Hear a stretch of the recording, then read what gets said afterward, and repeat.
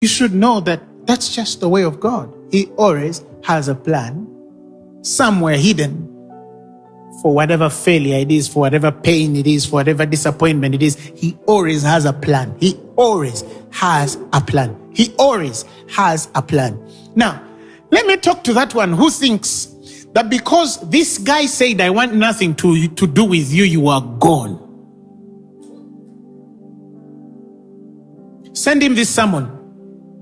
God always has a contingent plan. You go out of her life, God will bring another one. Somebody shout hallelujah.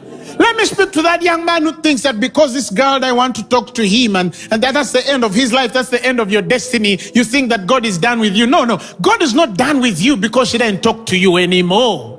He had a plan. He knew that she would walk out at that point. He knew that he would walk out at that point. But even in the walking out, he had a plan to make you prosper and not to harm you, to give you a future hope and that expected end. Some of you think that it's the end of your world because you were fired on your job.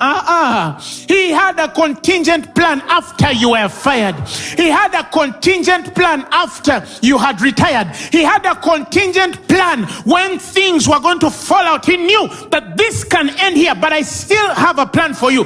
And if you want to know, have a clue of what plan this is. He says, these thoughts are of peace and not evil, to give you an expected end.